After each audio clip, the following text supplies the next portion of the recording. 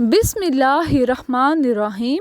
Welcome to my channel. Please like, subscribe, share and press the bell icon. Today you are going to learn about present indefinite tense. What is present indefinite tense? Definition देखें. We use simple present tense when an action is happening right now or when it happens regularly. यानी simple present tense तब इस्तेमाल होते हैं जब कोई action होता है प्रेजेंट में यानी हाल में. उर्दू जुमले में इनकी पहचान ये है कि इसके लास्ट पे ता है, ती है, ते हैं, आते हैं. ये इसकी डेफिनेशन है. रूल्स देखें. रूल्स ये हैं कि सिंपल सेंटेंस का सबसे पहले कि सब्जेक्ट, वर्ब एंड ऑब्जेक्ट आता है. What is subject? मैंने अपनी लास्ट वीडियो में आपको बताया था कि व्हाट इज़ सब्जेक्ट. सब्जेक्ट होता है काम करने वाला, वर्ब होता है काम, ऑब्जेक्ट होता है जिस पर काम हो रहा होता है. हेल्पिंग वर्ब हमेशा प्रेजेंट इंडेफिनिट टेंस में डू और डज इस्तेमाल होते हैं. इज़, एम, आर इस तरह के हेल्पिंग वर्ब प्रेजेंट इंडेफिनिट में इस्तेमाल नहीं होते. अब देखें कि ये बनते कैसे हैं. इनके कुछ रूल्स हैं. ये अगर क्लियर हों तो बड़ी आसानी से हम एक जुमले को बना सकते हैं. हमेशा याद रखें कि ही, शी, इट के साथ या कोई सिंगुलर नेम हो या कोई चीज़ हो तो उसके साथ हमेशा वर्ब की फ़र्स्ट फॉर्म लगेगी एंड प्लस उसके साथ एस या ई एस का इजाफ़ा भी होगा. एस या ई एस का इजाफ़ा वर्ब की फ़र्स्ट फॉर्म के साथ तब होगा जब स्टार्ट पे जो सब्जेक्ट है वो कोई सिंगुलर है यानी ही है, शी है या इट है या कोई नेम है. और अगर कोई जमा हो जैसे वी, दे, यू इस तरह के अगर हों या कोई जमा नेम्स हों जैसे स्टूडेंट्स, टीचर्स तो इनके साथ वर्ब की फ़र्स्ट फॉर्म के साथ एस या ई एस का इजाफ़ा नहीं होगा. अगर कोई जमा हो जैसे कोई भी जमा नेम हो सकते हैं तो उनके साथ वर्ब की फ़र्स्ट फॉर्म के साथ एस या ई एस का इजाफ़ा नहीं होगा. लेकिन अगर कोई सिंगल नेम है, ही है, शी है, इट है तो इस देन वर्ब की फ़र्स्ट फॉर्म के साथ एस या ई एस का इजाफ़ा हम ज़रूर करेंगे. अब देखें सिंपल सेंटेंस. सिंपल सेंटेंस में सबसे पहले सब्जेक्ट होता है, देन वर्ब की फ़र्स्ट फॉर्म, देन ऑब्जेक्ट. ये सिंपल सेंटेंस का रूल है या फार्मूला आप कह लें.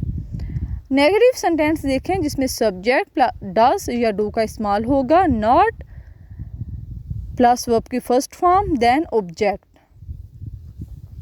ये हैं प्रेजेंट इंडेफिनिट टेंस में नेगेटिव सेंटेंस का रूल या formula.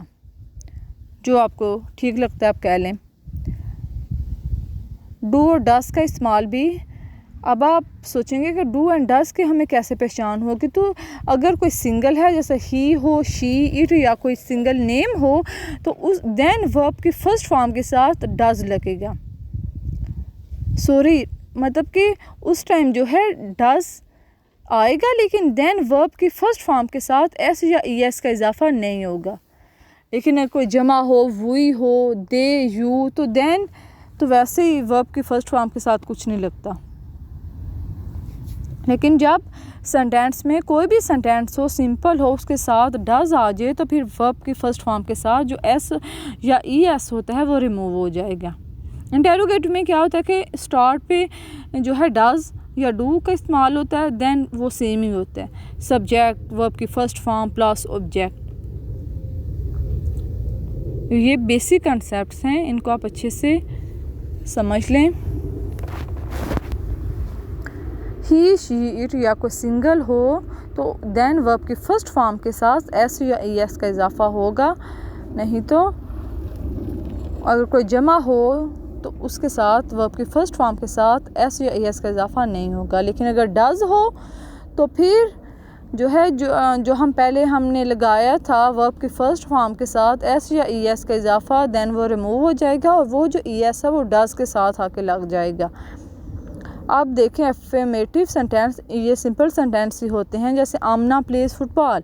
Amna is a subject, play is a verb, football is an object. She eats food यानी वो खाना खाती है. ये सिंपल सेंटेंस है ना. क्यों आया ईट्स के साथ एस? बिकॉज पीछे क्या है, शी है, सिंगुलर है, सिंगल है. एक है वो, यानी वो खाना खाती है। तो हमने अकॉर्डिंग टू दीज रूल्स हमने ये देखा है कि हमेशा सिंगल हो, ही हो, शी हो या इट हो, तो वर्ब की फर्स्ट फॉर्म के साथ एस का इजाफा करते हैं, एस या ई एस का। दे आ गया तो हमने कम के साथ कोई इजाफा नहीं किया। They come to school in time, वही प्ले, वही आ गया तो प्ले, प्ले के साथ देखिए नहीं यूज़ हुआ क्योंकि ये जमा है। वही play games, he goes to school. अब आप ये देखें नेगेटिव सेंटेंस है, ये नेगेटिव सेंटेंस है प्रेजेंट इंडेफिनिट का। Subject plus do does not plus verb की first form plus object. Example देखें, he does not eat food. अब ही आया तो इसलिए डज हुआ, और डज आ गया तो ईट के साथ हमने एस या ई एस का इजाफा नहीं किया, वो डज के साथ आ गया। ठीक है, she does not run in the park, इसके साथ भी वो सेम ही हुआ है।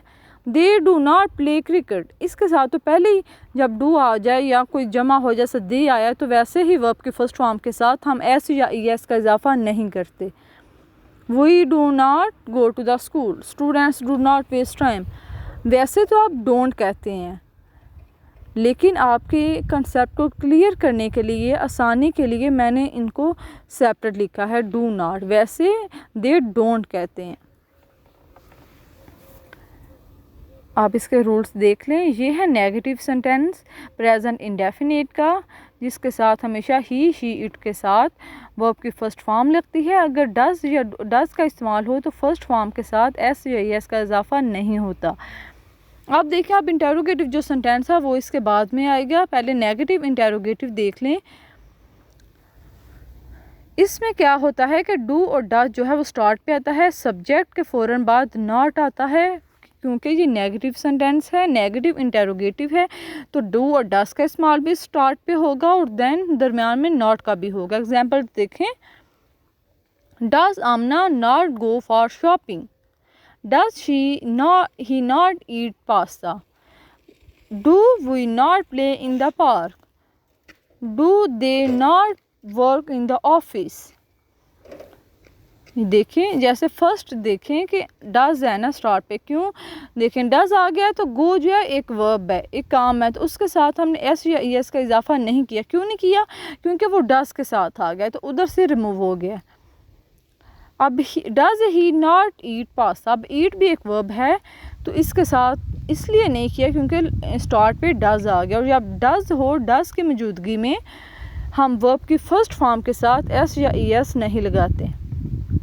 अगर डज ना हो तो फिर लाजमी लगाते हैं। देखें, लेकिन वो अगर सिंगल हो, स्टार्ट पे सब्जेक्ट तो। अब देखें इंटेरोगेटिव सेंटेंस, ये सिंपल है, इसके स्टार्ट पे बस डू डज आना है, वैसे ही सब्जेक्ट, वैसे ही वर्ब की फर्स्ट फॉर्म, देन ऑब्जेक्ट आएगा। एग्जांपल्स देखें, does Amna work of office. अब देखें आमना है तो एक सब्जेक्ट का सिंगल नेम है ना, तो वर्ब की फर्स्ट जैसे वर्क है तो उधर एस या एस का इजाफा नहीं है क्योंकि डज आ गया, उसके साथ ला गया एस या एस का इजाफा।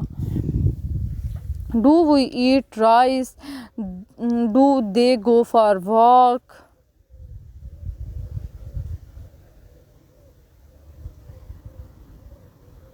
आप एग्जांपल्स देखें, ये एग्जांपल्स हैं, आप देखें। Does Amna work of office, यानी स्टार्ट पे डज आ गया है तो वर्ब की फर्स्ट फॉर्म के साथ हम एस या एस का इजाफा नहीं करेंगे।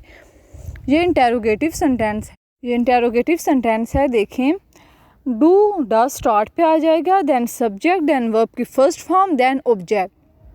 आप देखें प्रेजेंट इंडेफिनिट टेंस, अब है गेम टाइम। इसमें आप गैस करेंगे कि ये सेंटेंस ठीक है या नहीं, अपने दिमाग को यूज़ करें। Ayesha does not work, she do not write the letter. देखें कि क्या शी के साथ डू का इस्तेमाल होगा। Ahmed eats bread with butter. अब देखें अहमद आया है तो क्या वर्ब की जो ईट है उसके साथ एस का इस्तेमाल है, ये ठीक है या नहीं। ही हेल्प द अदर पीपल, यानी देखें कि ही के साथ हेल्प ही आएगा। Does they enjoy in the Pakistan. देखें कि दे के साथ डज का इस्तेमाल हुआ है, क्या ये सेंटेंस ठीक है या नहीं। Does she go for shopping, she के साथ क्या डज आया है, वर्ब की फर्स्ट फॉर्म के साथ कुछ नहीं आया। ये सेंटेंस ठीक है या नहीं, ये देखें, सोचें। आई होप कि आप सब के जो आप सोच रहे हैं, आप सब के आंसर जो हैं वो ठीक होंगे। अब देखें गेम टाइम में फर्स्ट सेंटेंस देखें क्या हमारा ठीक था या नहीं। आयशा डज़ नॉट वर्क, अब देखिए आयशा एक नाम है तो डज़ ये बिल्कुल ठीक सेंटेंस है, क्योंकि मैंने आपको बताया था कि हमेशा सिंगल कोई नेम हो या कोई ही शी इट हो तो उसके साथ हमेशा डज़ लगेगा।